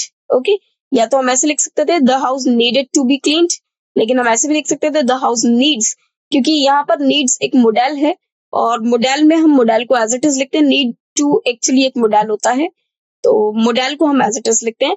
So the house needs to be cleaned by them. Okay, इसमें हम इज आर एम का प्रयोग नहीं करेंगे क्योंकि नीड टू यहाँ पर एक मॉडल है। He asked her to prepare the meal, so she was asked। अब देखिए he asked, ये एक सेंटेंस है पूरा। ओके, so he asked एक पूरा सेंटेंस हो जाता है, तो हम इसको ऐसे लिख सकते हैं, he asked her, ये पूरा एक सेंटेंस है, तो हम इसको लिख सकते हैं she was asked। अब देखिए to prepare the meal हम as it is लिख सकते हैं। जब भी इस तरह के सेंटेंस होंगे तो इसको हम पूरा as it is लिखेंगे, और बाकी का जो सेंटेंस है उसको as it is लिख देंगे to के साथ, इन्फिनेटिव के साथ। The company hopes to expand its services, the services are hoped to be expanded by the company। तो हम दोनों तरह से इसको चेंज कर सकते हैं। ओके, दोनों में देखिए क्या डिफरेंस है। जब हमने लिखा she wants to finish the project is wanted to be finished by her, लेकिन जब हमने लिखा he asked her, तो यहाँ पर सेंटेंस पूरा एज इट इज पहले कंप्लीट है, he asked her, तो पहले इसी को हम चेंज कर सकते हैं, she was asked। Okay, by him हमने नहीं लिखा, to prepare the meal as it is लिख दिया, और by him लास्ट में लिखा, इसको आप स्किप भी कर सकते हैं। The company hopes to expand its services, so the services are hoped to be expanded by the company। तो हम इन्हें दोनों तरह से चेंज कर सकते हैं।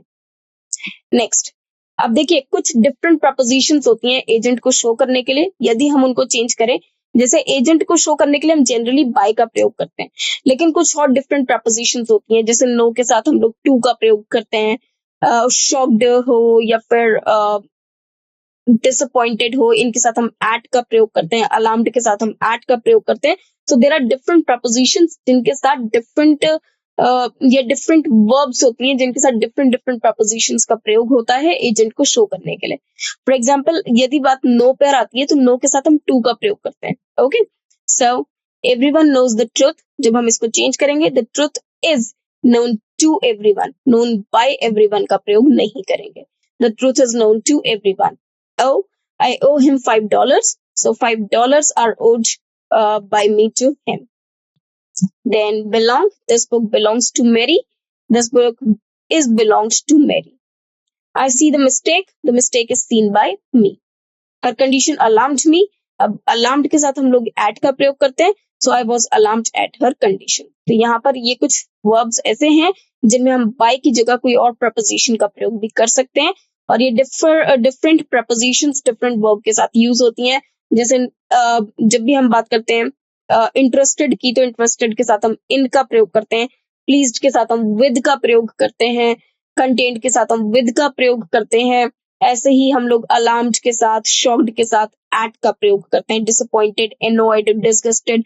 तो ये डिफरेंट डिफरेंट वर्ब्स हैं जिनके साथ डिफरेंट डिफरेंट प्रपोजिशंस का प्रयोग किया जाता है। ओके, वेल आई होप कि ये जितने भी सेंटेंसेस हमने अभी तक डिस्कस किए ये सब आपको अच्छे से क्लियर हुए हैं। तो चलिए अब इन्हीं पे बेस्ड हम कुछ प्रैक्टिस क्वेश्चंस को यहाँ पर डिस्कस करते हैं। तो अब यहाँ पर हमारे पास कुछ प्रैक्टिस क्वेश्चंस हैं जो कि एक्टिव एंड पैसिव वॉइस से रिलेटेड है। Question number 1, find out the sentence in passive voice. आपको सिर्फ ये बताना है कि इनमें से कौन सा सेंटेंस ऐसा है जो कि पैसिव वॉइस में है। द जज scolded the culprit for his offence. अब द जज सब्जेक्ट हो गया, स्कोल्डेड वर्ब, कल्प्रिट ऑब्जेक्ट हो जाता है, कोई भी बी की फॉर्म नहीं है, तो ये सेंटेंस पैसिव में नहीं है, जबकि हमें पैसिव वॉइस के बारे में ही पता लगाना है। The culprit was punished for his offence by the जज। द जज कन्विक्टेड, अब यहाँ पर जज की बात आ रही है, कन्विक्टेड द कल्प्रिट, ये भी नहीं होगा। The culprit apologised to the जज। The culprit apologised to the जज for his offence. So apologised, ये भी एक बी की फॉर्म यहाँ पर नहीं है, जबकि सिर्फ और सिर्फ ये देखिए, जहां पर बी की फॉर्म के बाद वर्ब की थर्ड फॉर्म आती है वही पैसिव वॉइस होगा, तो यहाँ पर सेकंड सेंटेंस हमारा पैसिव वॉइस हो जाता है। Solution is to subject plus was verb plus verb third form plus by plus object, ये स्ट्रक्चर है यहाँ पर। दैट इज वाई यही सेंटेंस हमारा पैसिव वॉइस में होगा। जहां पर भी आपको बी की फॉर्म के साथ वर्ब की थर्ड फॉर्म दिख जाए वही हमारा पैसिव वॉइस हो जाएगा। ओके, नेक्स्ट पर आ जाते हैं। Make the correct passive form of the following sentence. I play cricket with my friends. So I play cricket, सबसे पहले क्रिकेट को हम सबसे पहले लिखेंगे, तो क्या आ जाएगा क्रिकेट, और प्ले प्रेजेंट में है तो cricket is played by me with my friends, तो cricket is played by me with my friends. Next में वॉज लिखा हुआ है, जबकि सेंटेंस प्रेजेंट का है तो ये नहीं हो सकता। आई प्ले विद, नहीं, ये भी नहीं आएगा। क्रिकेट प्लेस नाउ, अब सेंटेंस एक ही हो जाता है, दैट इज फर्स्ट वन, जिसमें सब्जेक्ट के साथ is are am plus verb third form plus by plus object आ रहा है, तो हमारा आंसर हो जाएगा first, cricket is played by me with my friends. Okay, third पर आ जाते हैं। I spoke to him. अब देखिए, आई स्पोक वर्ब की सेकंड फॉर्म है, मतलब ये सेंटेंस हमारा सिंपल पास्ट टेंस में है। The sentence given here is an active voice. You have to choose from the alternatives the correct passive voice. अब इन सारे जो ऑप्शंस है इनमें से आपको बताना है कि करेक्ट पैसिव वॉइस क्या होगा। Okay, so I spoke to him, जब हम इसको चेंज करेंगे तो I spoke to him, so he was spoken to by me. Okay, जब भी इस तरह का सेंटेंस आता है कि वर्ब के साथ एक प्रपोजिशन आ रहा है तो आपको इसको एज इट इज साथ में लिखना होता है। So he was spoken to by me, so यहाँ पर आंसर हो जाएगा 1, there is voice with phrasal verbs.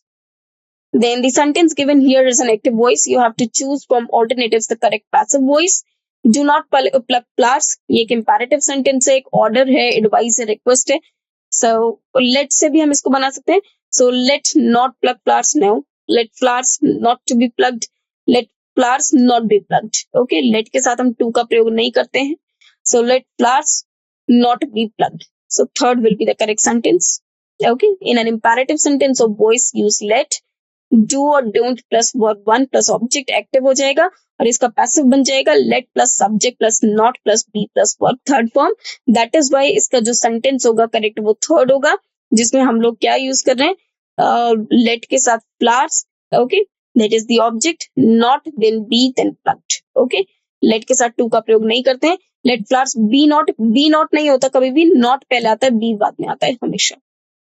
Then question number 5 पर आ जाते हैं। The correct passive voice of the following sentences. अब हमें पूछा गया I am to do this, तो ये हमारा infinitive वाला सेंटेंस है, तो इसको पैसिव में किस तरह से चेंज करेंगे। सबसे पहले this को हम लिखेंगे, this पहले आ जाएगा, और am2 मतलब प्रेजेंट की बात हो रही है, और जब हम this की बात करेंगे तो this के साथ हम am2 का तो प्रयोग नहीं कर सकते, वो तो सिर्फ I में यूज होता है, तो this के साथ is आ जाएगा। So this is to, okay, then B की फॉर्म आ जाएगी, then do की थर्ड फॉर्म done आ जाती है by me, so this is to be done by me, so second वाला सेंटेंस आ जाएगा। जब हम कहते हैं I am to do this work, मतलब मुझे ये कार्य करना है। अगर हम लिखते हैं I want to do this work, मतलब मुझे ये कार्य करने की चाहत है, ये कार्य मैं करना चाहती हूँ। और अगर लिखा होता है I have to do this work, मतलब ये करना मेरी मजबूरी है, क्योंकि I am to do this work एक सिंपल सेंटेंस है। जैसे मैंने कहा मुझे ये कार्य करना है, तो जैसे मान लीजिए मैंने कहा कि भैया मुझे घर जाना है, so I am to go home। Okay, so इस तरह से हम लोग सिंपल जब सेंटेंस लिखते हैं कि जो हम इन्फॉर्म करते हैं कि भाई ये कार्य हमको करना है, तो उसको हम बोल सकते हैं I am to do this work. और इसको चेंज करने के लिए हमें एक सब्जेक्ट वर्ब एग्रीमेंट का रूल भी फॉलो करना होता है, टेंसेस का रूल भी फॉलो करना होता है, ये सारी चीजों को भी हमें ध्यान में रखना होता है। जब भी हम एक एक्टिव सेंटेंस को पैसिव में चेंज करते हैं फ्रेंड्स, आप हमेशा ध्यान रखिए कि जो रूल्स रहते हैं, चाहे वो सब्जेक्ट वर्ब एग्रीमेंट से रिलेटेड हो या इस तरह के कोई भी रूल्स रहते हैं, तो उनका आपको हमेशा ध्यान रखना होता है। नाउ क्वेश्चन नंबर यहाँ पर सेकंड हमारा करेक्ट आंसर हो जाएगा। नाउ सिक्स्थ क्वेश्चन पे आ जाते हैं। The correct passive voice of the following sentences. Again हमें इस सेंटेंस का पैसिव वॉइस बताना है। देखिए सेंटेंस अगर इंटरोगेटिव हो तब भी जैसे सेंटेंस बनता है आपको वैसे ही बनाना है, इंटरोगेटिव में ही रहने देना है।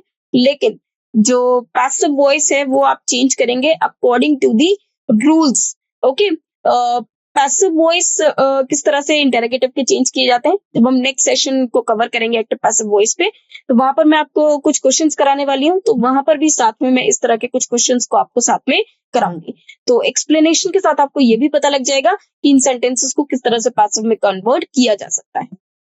Will anyone believe your story? So, यहाँ पर सेंटेंस पढ़ लेते हैं one by one. Will anyone believe your story? So, anyone believe your story और will इसका मतलब भी फ्यूचर का सेंटेंस है। Okay, future indefinite. तो फ्यूचर इंडेफिनिट का रूल हमको अच्छे से पता है, मोडेल है तो मोडेल रहेगा ही, बिलीव का बिलीव्ड हो जाएगा। हम इस तरह के सेंटेंस में जब ऑप्शंस हमारे पास गिवन होते हैं तो विल के बाद बी एज इट इज आएगा, साथ में बिलीव्ड आएगा। तो सबसे पहले हम ये देख लेते हैं कि विल और बी और बिलीव्ड तीनों कैसे कहां पर है। So will your story be believed by anyone? Will you be believed? You थोड़ी ना करना है, your story को believe करना है। Will your story to be believed? नहीं, to be का मतलब ही नहीं बनता, infinitive नहीं चाहिए। Will your story having been का मतलब नहीं बनता, तो obviously आंसर हमारा फर्स्ट हो जाएगा। So इस तरह के जब क्वेश्चंस होते हैं तो हम एलिमिनेशन वाला रूल भी फॉलो कर सकते हैं। एलिमिनेशन के रूल से ये वाले सेंटेंसेस को आइडेंटिफाई करना बेहद इजी हो जाता है। रूल्स को लर्न करने की रिक्वायरमेंट नहीं होती, बस आप एक सिंपल सी बात याद रखिए, that is object on the subject place, it means receiver on the subject place, then be form and then the verb third form, that is the main form, verb third form, and the rules of tenses being followed, okay, or the structure being followed. The correct passive voice of the following sentence will be, now this is question number 7. Would you have tolerated such humiliation? So इसमें change करते हैं. So would you have tolerated? So would you have tolerated such humiliation? So would such humiliation have been tolerated by you? Would such humiliation having been? No. Having यहाँ पर use नहीं होना है. Would you have been tolerated? No. How would, how का मतलब यहाँ पर नहीं है, कंसेप्ट नहीं है, only one will be the answer, बिल्कुल सिंपल कंसेप्ट आ जाता है। यहाँ पर would such humiliation, object on the subject place, have been tolerated, so have tolerated is converted into have been tolerated, which is actually the requirement of the perfect tense by you. Okay, now question number 8, the correct passive voice of the following sentence will be let him sing a song. So ये sentence है let him sing a song, इसको passive में change करना है, so let a song be sung by him. Okay, so let a song to be का कोई मतलब नहीं बनता है, let a song be sung by him, second will be the correct answer. Okay, let him song to be sung, no, you are requested to let him, no, जब requested आ गया तो let लिखने की requirement नहीं है, answer will be second. Okay, let plus subject plus be plus verb third form plus by plus object. Okay, elimination option से भी आप easily identify कर सकते हैं. Now ये fill in the blank है, fill in the blank with the correct form of verb. All the applicants dash are all the applicants announced next week. All the applicants rank. All the applicants are to rank. All the applicants are to be ranked. Are ranking. Okay. All the applicants rank announced next week. No. All the applicants are to be ranked announced next week. So here the correct answer will be third. And the last question of today's session, Ramappa dashed the mayor of the town and he will assume charge this Friday. Okay. So Ramappa elects the mayor. Ramappa is elected the mayor. Ramappa elected. Ramappa is, क्योंकि present की बात हो रही है तो is elected हो जाएगा कि Ramappa is elected the mayor of the town and he will assume the charge on Friday. Okay. So answer is elected. Okay. So third is the correct answer. Okay. चलिए तो ये हमारा correct पूरा active and passive voice का structure हो जाता है। I hope कि ये पूरा चैप्टर आपको समझ में आया होगा। आज के लिए हम इतना ही रखते हैं। नेक्स्ट सेशन में फिर हम एक्टिव पैसिव वॉइस से रिलेटेड कुछ क्वेश्चंस को भी डिस्कस करेंगे। और अगर ऐसी कंसेप्ट आप जानना चाहते हैं तो बने रहिए मेरे साथ। जब तक के लिए थैंक्स टू यू।